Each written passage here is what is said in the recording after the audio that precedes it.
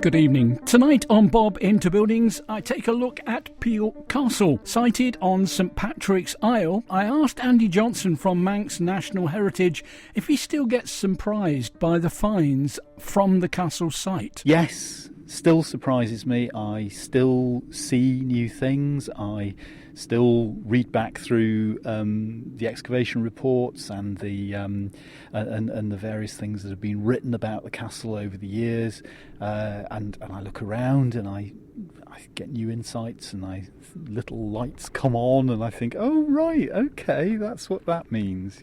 So yeah. It's got huge meaning to me. Yeah. Okay, let's get the history bit out of the way. First evidence of habitation here was a Celtic settlement. Before even really the sort of thing that you would call Celtic, we've got a smattering of evidence for the very, very first hunter-gatherers after the Ice Age, around about 6,000 years ago, in the form of lots and lots of very distinctive pieces of worked flint. We then have a little bit of Neolithic pottery, a little bit of Bronze Age pottery, but yes, things really start to get going in terms of both artefacts and structures in the Iron Age. And what are you finding? What are these things that you're finding from the Iron Age? Many things? From the Iron Age, what we've found is that there's one side of the island which, even with this sort of mere zephyr blowing around us now, you get the picture that it's quite breezy here. There is one part of the island that is the best and most sheltered part, and that's where all the settlement activity really concentrates. There are a few bits elsewhere, but that's the real thing. So for the Iron Age, we actually have the post hole imprints of timber-built roundhouses of various sizes, some of them very, very substantial, some of them a bit more ephemeral, some of them would have been domestic, some of them would have been storerooms, some of them would have been for accommodation for animals. The Celtic bit, when is Celtic as far as you are concerned? Well, I suppose broadly speaking, it sort of ties in with that sort of Iron Age thing of perhaps somewhere around about 500 BC through to 500 AD. But by then, elsewhere in Britain, you're dealing with a kind of post-Roman environment. We see evidence for that, not specifically in Peel Castle, but in the environs of Peel and Glenfaber. And then, of course, you're getting the very first evidence for early Christianity, which played a massive part in the history of this site. The first things, I'm assuming it was wooden buildings on this site. So trying to find evidence of them is a bit hard, apart from post holes. It is. You're very reliant on post holes. The great thing is they give you that sort of form of the almost the framework, the skeleton of the buildings that were here, and it's really interesting to see that there's genuine differentiation between really, really massive posts about 300 millimetres or 1 foot in diameter, forming the structure of the biggest of the roundhouses, which was actually a storehouse. It was a grain store, can you believe? But then also the domestic dwellings are rather smaller in diameter, and they use a framework of posts that is slightly smaller also. So there's real sort of physical structural picture that builds up just from looking at this the very basic evidence of the foundations. We have this vast area of Peel Castle. Were they developed over the whole of this area, or were they concentrated in the centre of it? They were concentrated most particularly on the east side of the island, in the area around about and just to the north of the cathedral, and that is because it's the most sheltered part. And then the Vikings. Yes. Am I right? Well, there's what we have is very slight evidence for something that I suppose we could best describe as an early Christian monastery. We have a real concentration of very simple carved stones that were raised as simple grave markers. We have extensive evidence for a cemetery from around about the 8th century onwards. It wouldn't surprise me if we happened upon it that we might find burials that were earlier. We know that these early cemeteries go right back into the 6th century, but yes, they're well and truly here before the arrival of the Vikings, sometime in the later 8th century in the Irish Sea. Quite a famous burial, haven't lady? She is of this area, or perhaps a little bit further afield. We always thought that her grave goods were meant to imply that perhaps she was a local woman who had married a pagan Viking sometime in the late 9th or early 10th century, and she was buried perhaps a little while after that.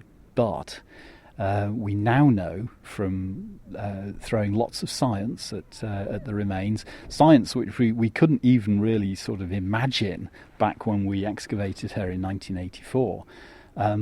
But we can now say that based on the sort of chemical composition of her skeletal remains, that she comes from some part of of perhaps the Western Isles, rather than necessarily being Manx. Vikings, this was an ideal site for them, wasn't it, defence-wise? It certainly was. Looking at where we are in the big picture, we face partly west towards Ireland, but very particularly northwestwards towards the North Passage between Northern Ireland and southwest Scotland, and that's the great sea road that connects us with the rest of what ultimately became the Kingdom of Man and the Isles.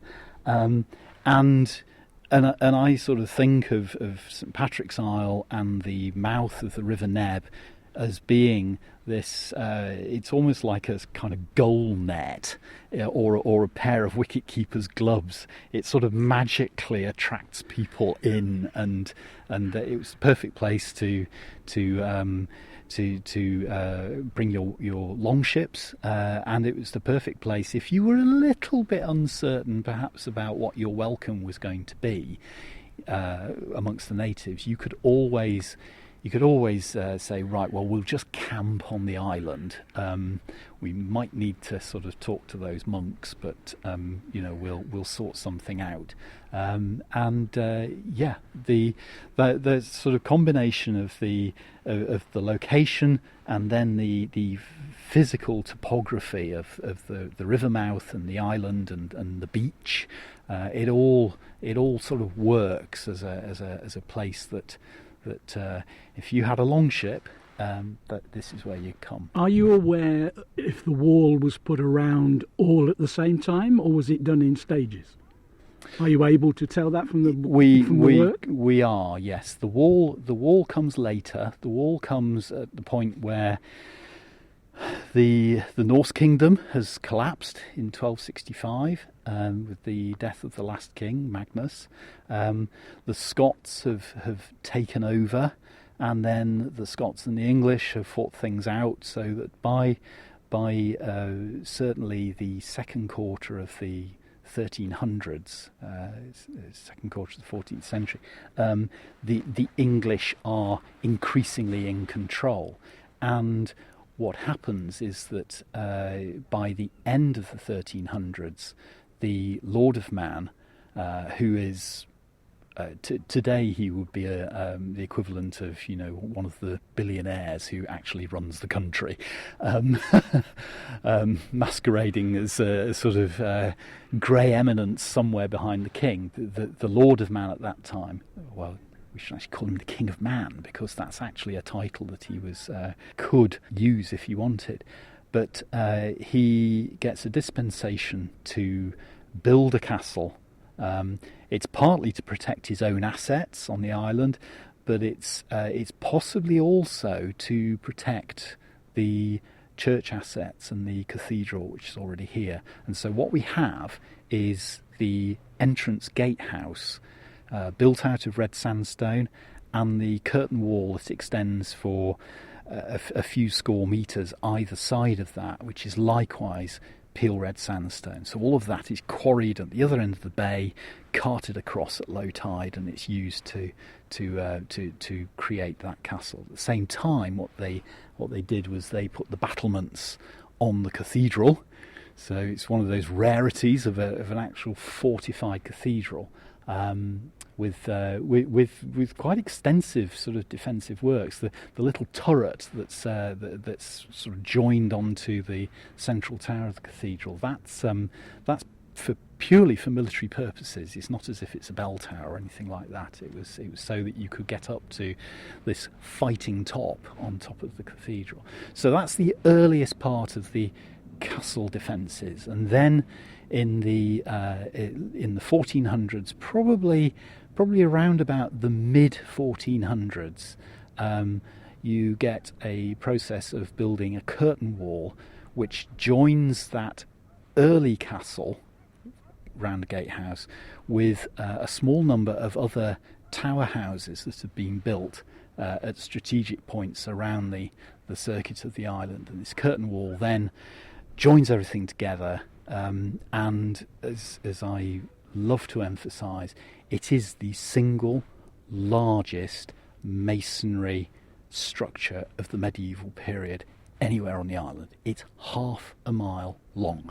That's huge. Was the entrance always where everybody comes in now? There's no other entrance? Not that we can identify. And if you look at the topography of the island, it does make perfect sense. That's the most vulnerable and lowest part on the circuit of the curtain wall as it came to be when the castle was made complete. And it makes sense because it faces Peel Beach. And what you have to do is you have to think that there are no harbour works, there are none of the stone quaysides and so on that we know today. There's no causeway joining St Patrick's Isle to Corrins Hill, and there's no groin, that bit that sort of stops the sand.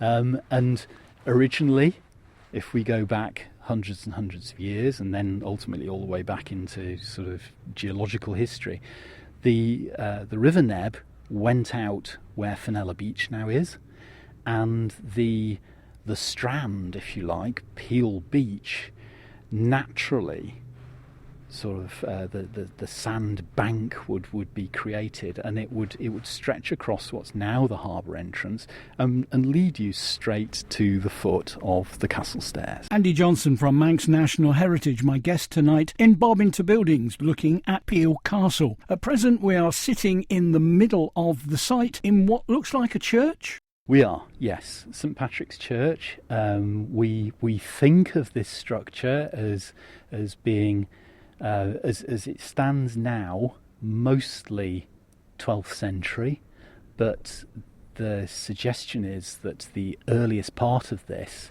is perhaps a century older, and the sort of giveaway, if you like, is what everyone points to. Are these strange patterns in the masonry where we get this herringbone masonry, and that's often referred to as a rather typical Southern English, if you like, early English or late Anglo-Saxon way of building, and that's it's connected, it is said, with Olaf Godredsson, the son of Godric Craven, who is king for 40-something years in the first half of the 1100s, and he spent his childhood as a kind of hostage in the English court.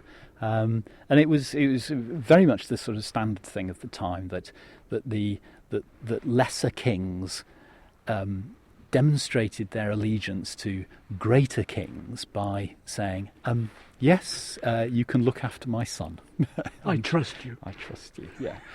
And the great thing for the island is that Olaf, I am sure, learns all sorts of statecraft, diplomatic skills, administrative skills, or knows who to ask for those. And the result is that the Kingdom of Man and the Isles, he sort of takes something that his father sort of knocked into shape quite literally with sword and axe and fist, and he turns it into something that is a powerhouse holding the balance of power amongst much bigger kings in much bigger countries. It probably meant he got weaker enemies.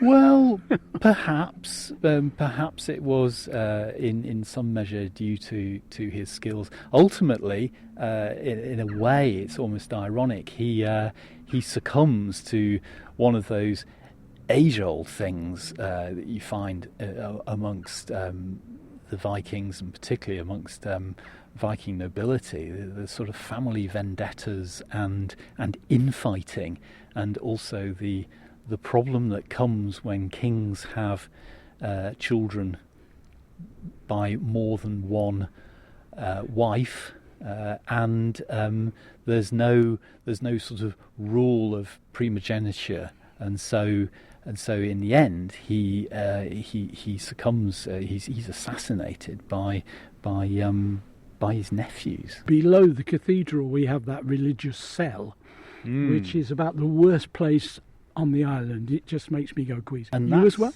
Yeah. Yeah. I can remember when we were digging here on really bad days, and there were a few of them. I mean, we got the tail end of hurricanes that flattened our tent and things like that, and we would sort of put people we would carry trestle tables down there and put people to pot washing, and very soon the water got freezing cold and things like that. It was a very short step to sort of imagine just what it would have been like.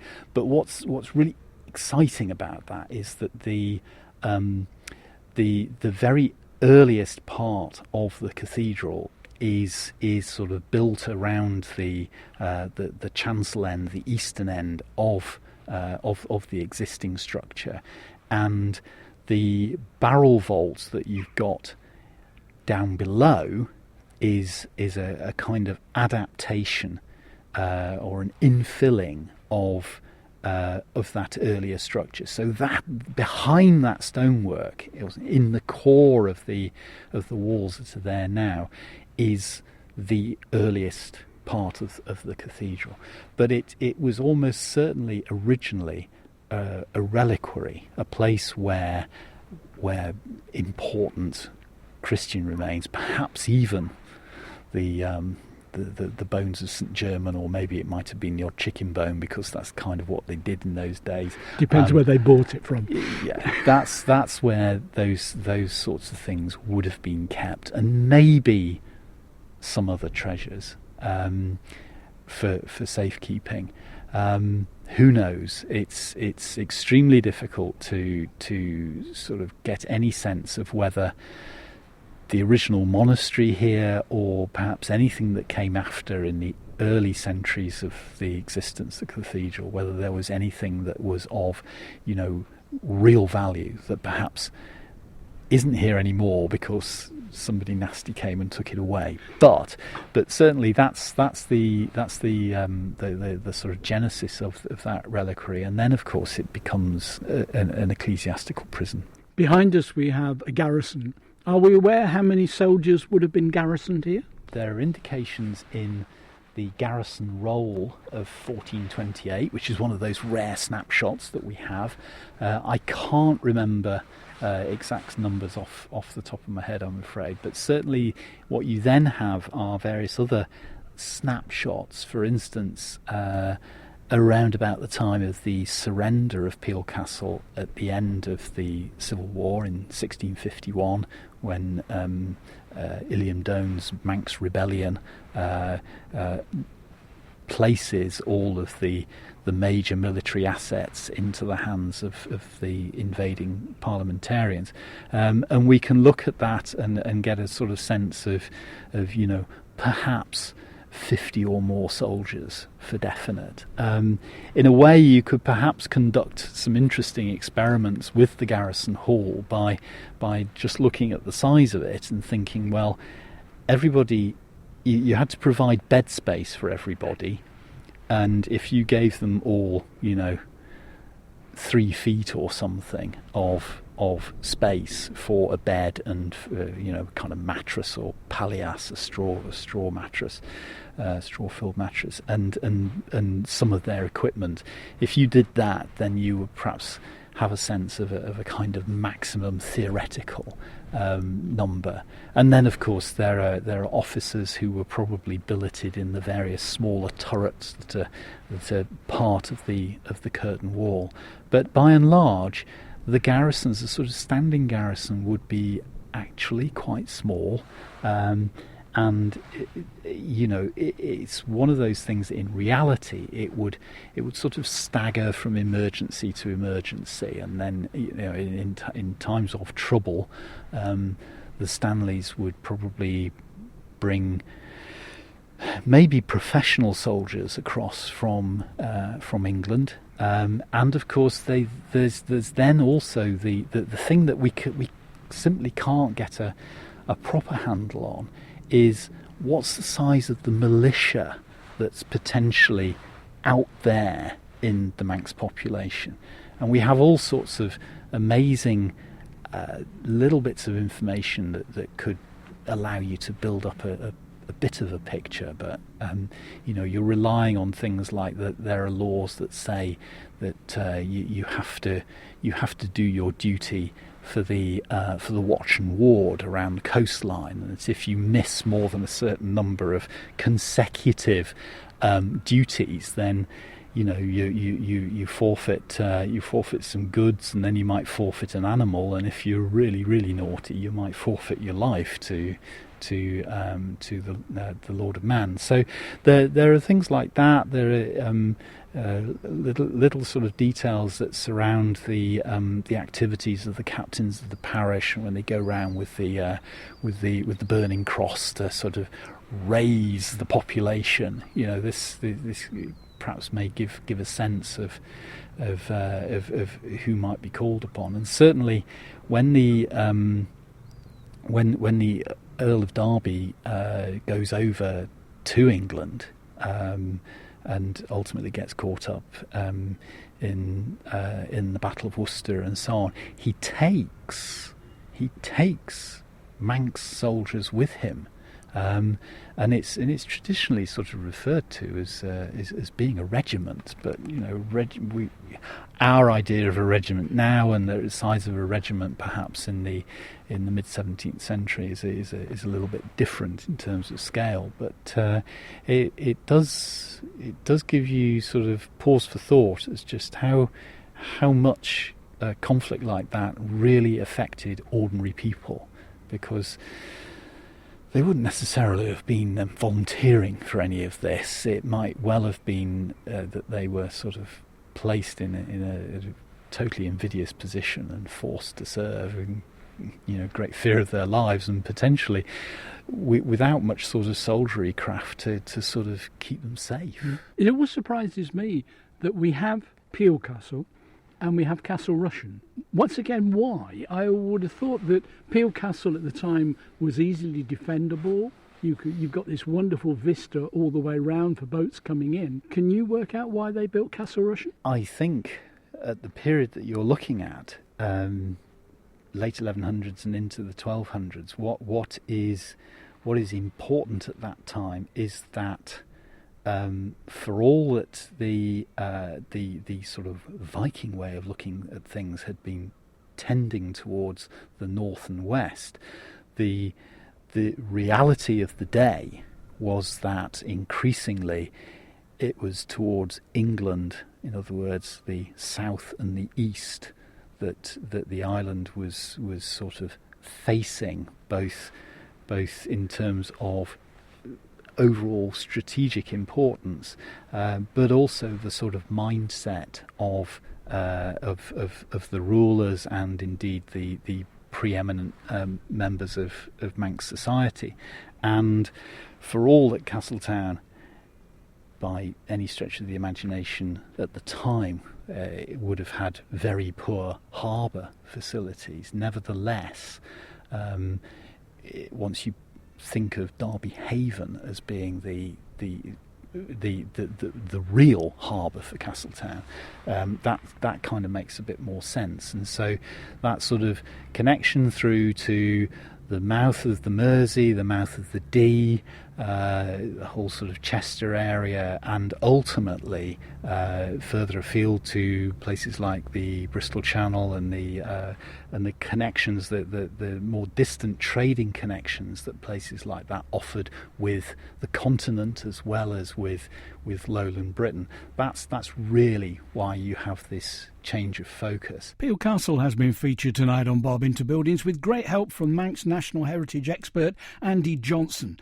You can listen again to tonight's programme plus previous programmes in this second series and also the first series as podcasts at manxradio.com. I'll be back next week at the same time with another feature building in the present series. Mark Tiley is next with Greatest Hits. So from me, Bob Harrison, good evening.